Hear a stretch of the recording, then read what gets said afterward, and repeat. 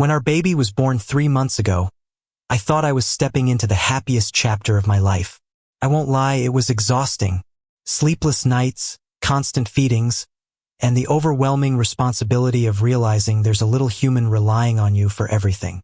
But despite the chaos, I felt a strange peace. Holding my daughter, smelling that newborn scent, watching her tiny fingers curl around mine, it was like every hardship melted away. I imagined this was how it was supposed to feel, that even though life was messier and more tiring than I'd ever experienced, the love would balance it all out. I believed my wife and I would grow closer through this, bound by our child and this new purpose. At first, it seemed that way, but only for a moment. It didn't take long for me to notice something, some distance, that wasn't there before. At first, I chalked it up to exhaustion, hormones, postpartum struggles. I told myself, she just needs time, patience, support. I wanted to be that supportive husband, the rock she could lean on. But deep down, a quiet unease was starting to stir. The first signs were small, almost too easy to ignore. She started taking longer showers, disappearing into the bathroom with her phone in hand. She'd laugh at texts but quickly lock her screen if I came near. When I asked what was so funny, she'd sigh, roll her eyes and say, "God, can't I just have some space? Not everything's about you." I wanted to believe her. I told myself she was just venting to friends, maybe joining some new mom groups online. But then came the errands. She'd say she was running to the store for baby supplies, yet she'd be gone for hours, coming back with barely a bag of diapers or wipes, stuff she could have grabbed in 10 minutes. When I asked where she'd been, her answers never lined up. The line was long, or "I needed air," always clipped, always defensive. Meanwhile, she seemed colder with me. Intimacy was gone. Conversations were replaced with short answers or irritated sighs. Every attempt I made to connect was met with walls. I kept reminding myself she just had a baby. Stress, hormones, sleep deprivation. But the unease was no longer quiet. It was growing teeth. One night, around 2 a.m., I woke up to feed the baby and noticed my wife wasn't in bed. I figured she was already in the nursery, but when I walked in, she wasn't there either. Instead, I found her in the living room, sitting in the dark, phone glowing in her hand. When she saw me, she flinched like a kid caught sneaking cookies. She quickly set the phone down and said she was just scrolling to stay awake. But when I glanced at the screen, I saw the top of a message thread with just a single initial as the contact name. She locked it instantly before I could read more. I asked who it was. She snapped, "Does it matter? It's just a friend. Don't start." Her tone was ice, and instead of reassuring me, it only deepened the pit in my stomach. That was the first time I realized this wasn't just postpartum stress. This was something else, something intentional. And yet, I wanted to believe her so badly that I swallowed my suspicion and told myself I was being paranoid. But paranoia doesn't make a woman smile at her phone while treating her husband like a stranger. A few days later, her phone buzzed on the kitchen counter while she was in the shower. Normally, I respect her privacy. I never snooped before, but this time I glanced. The preview lit up the screen with a message. "Last night was worth it. Can't stop thinking about you." No name, just the same single initial. My heart dropped into my stomach. I wanted to throw up right there on the tile. When she came back, towel wrapped around her, I asked, calmly at first, who was texting her. She froze, then scoffed like I just asked the dumbest question in the world. "It's nothing, a friend. You're overreacting." When I pushed, she grew sharper. "God, you think everything is about cheating. Do you know what it's like to have a baby and feel like your body isn't even yours anymore? Do you even care about what I'm going through?" Her words cut, not just because of what she said, but because she used our daughter, her own struggle, as a shield. Somehow, I was the villain for daring to question her. That night, I lay awake next to her, listening to her steady breathing while my chest felt like it was caving in. And for the first time, I admitted to myself, I wasn't paranoid. Something was really, really wrong. The universe has a cruel way of confirming what you're too scared to face. I didn't find the next piece of truth on my own. It came crashing down from someone I least expected. We were at my mother-in-law's house for dinner. She was holding the baby, cooing and rocking her, when she suddenly looked at my wife with this sharp, almost disappointed glance. Then she turned to me and, without warning, asked, "Does he know about your visits?" The room went dead silent. My wife's face went pale, then instantly hardened into anger. She snapped at her mom. "Not now. Not ever. Stay out of it." But the damage was done. I asked what she meant. My wife muttered something about her mom misunderstanding and tried to move on, but I couldn't. Later that night, when her mother hugged me goodbye, she whispered, "You deserve honesty. She's not giving it to you."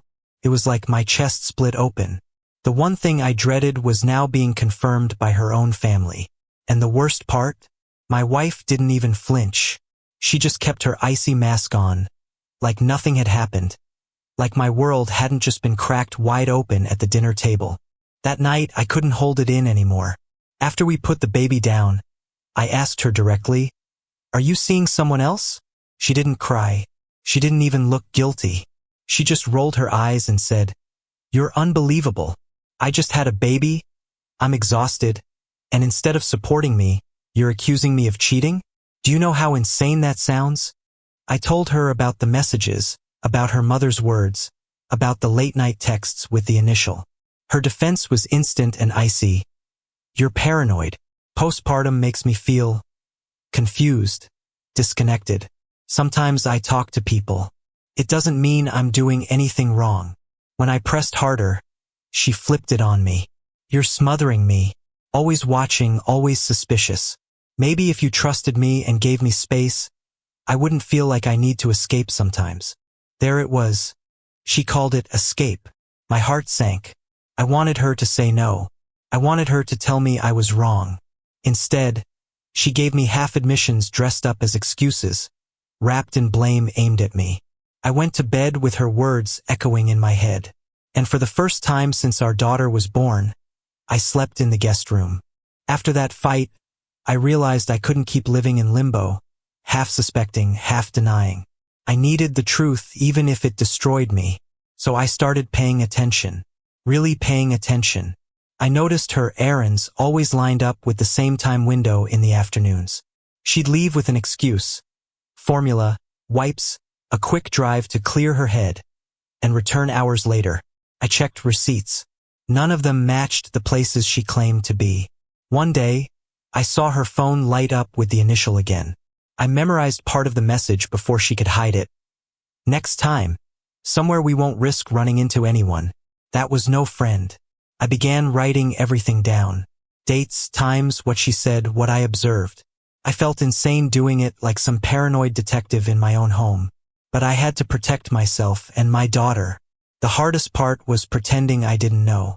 Smiling, cooking dinner, helping with the baby, all while my chest burned with betrayal. Every moment, I wanted to scream at her.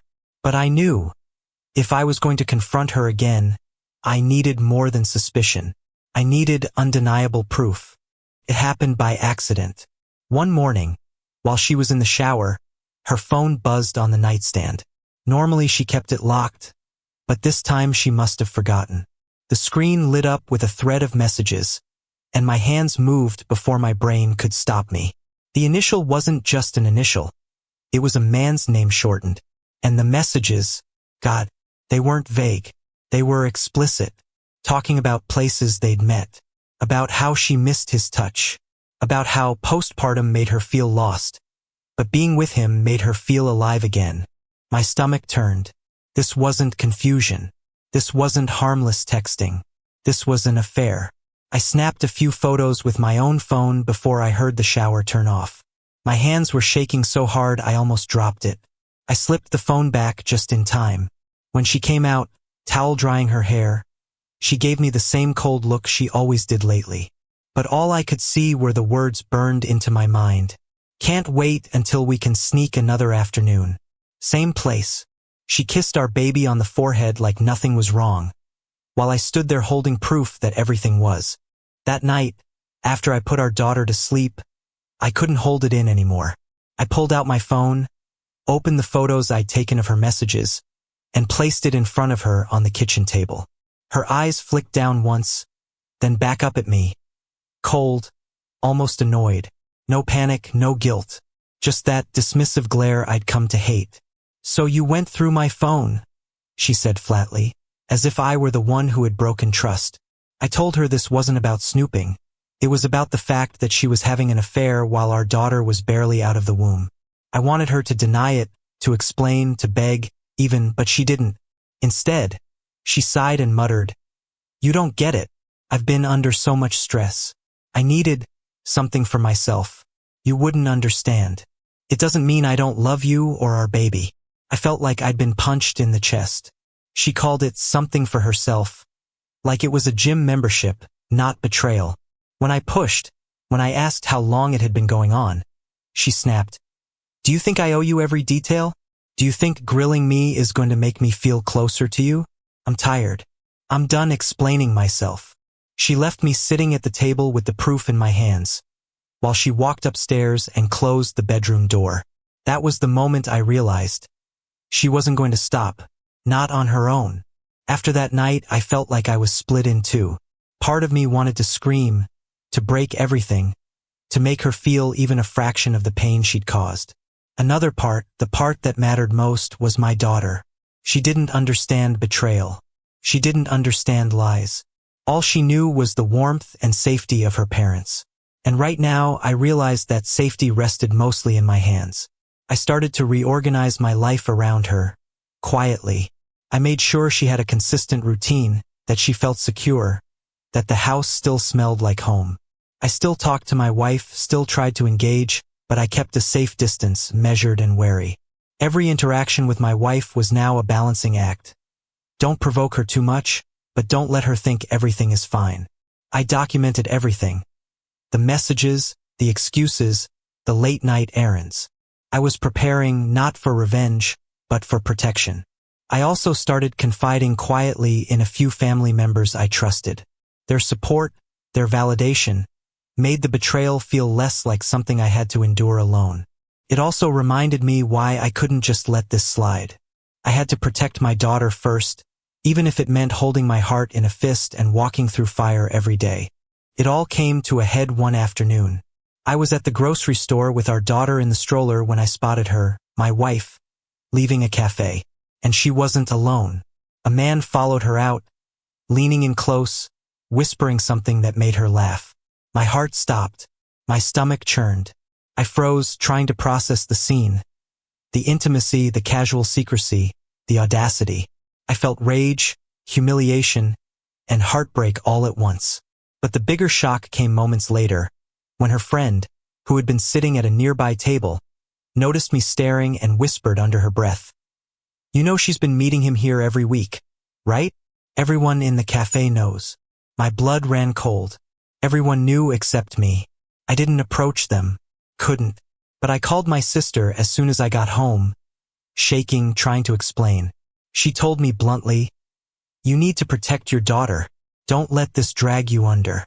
You can't fix her. You can only control what she does to your child." It was the first time someone else put words to what I'd been feeling. Betrayal wasn't just personal pain anymore. It was a threat to my child's stability. That night, I finally knew I had to act. Not for revenge, not for pride, but for her. After that cafe incident, I couldn't pretend anymore. I had to make choices, not in anger, not in haste, but carefully, strategically, for the sake of my daughter. I started looking into custody options, speaking quietly with a lawyer I trusted. I documented every suspicious outing, every lie, every cold dismissal. I wanted a record that would protect my child if I had to take her away. At home, I kept my interactions measured. I engaged with my wife only when necessary, feeding, diaper changes, bedtime routines, but never alone with her outside of public or documented spaces. Every move was calculated. My priority was safety, stability, and clarity. The hardest part was controlling my own emotions. I wanted to lash out, to yell, to break things, but I had to remain composed. My daughter needed calm, not chaos. I told myself over and over, this is not about revenge. It's about her. And slowly, I realized that focusing on her well-being was giving me purpose again. I couldn't undo the betrayal, but I could protect her from being collateral damage. Even with plans in motion, the emotional toll was crushing. Every time I held my daughter, I felt a sharp edge of grief and anger cut through the joy. Every smile she gave me reminded me of what should have been a happy family, and every laugh my wife shared, alone, secretive, or dismissive, felt like a knife in my chest. I tried talking to friends, but words fell short. Just leave her sounded easy, but it wasn't that simple. This wasn't just a marriage ending. It was a life I had built, a child I had to protect, and a betrayal so intimate it shook me to my core. Some nights, I'd wake up in the dark, staring at the ceiling, thinking about all the stolen moments, the lies, the postpartum confusion excuse she used to cover her tracks. I wanted closure, confrontation, and justice all at once. But I had none. Only my determination to shield my daughter from pain. I realized that surviving this wasn't about forgiveness, not yet. It was about holding on to my dignity, my responsibility, and my love for my child while navigating a storm that no new parent should ever have to face. After weeks of careful planning, I finally made my move. I had secured legal advice, gathered documentation, and outlined a custody arrangement that would keep our daughter safe while giving her stability. I approached my wife calmly one evening, laying out the facts, the proof, and the steps I was taking. She reacted predictably, cold, defensive, dismissive. "You think this proves anything? You're paranoid. You're overreacting," she said, as if her betrayal could be brushed aside with a few words. But I stayed firm. I wasn't angry in that moment, I was resolute. I told her my priority was our child, not her feelings. That if she wanted to see her daughter, it would be within clear boundaries and with honesty. For the first time in months, I felt a sense of control. Not over her choices, but over my life and my daughter's safety. I had drawn a line in the sand. I had chosen my child over the chaos of deceit, over the heartbreak that had consumed me. It wasn't easy. It wouldn't be easy, but I was no longer powerless. It's been months since I took those steps, and life is still messy, but clearer. My daughter thrives, surrounded by consistency, love, and protection. My wife and I exist in the same house at times, but the dynamic is defined by boundaries, not trust. I've learned that betrayal doesn't just break hearts. It tests every part of your being. It challenges your sense of reality, your patience, and your capacity to protect those who depend on you. But I've also learned that self-respect isn't selfish. Choosing to shield my child, to set limits, and to preserve my own dignity wasn't cruelty. It was necessary. I can't change the past and I can't control her choices. But I can control my response, my priorities, and the environment I create for my daughter. Healing doesn't come from forgetting or forgiving immediately. It comes from reclaiming your life piece by piece and refusing to let betrayal define your child's world. So, if you're out there, feeling crushed, betrayed, or hopeless, remember this. Protecting those you love and preserving your integrity is not weakness. It's strength. And sometimes the hardest choices become the most defining ones.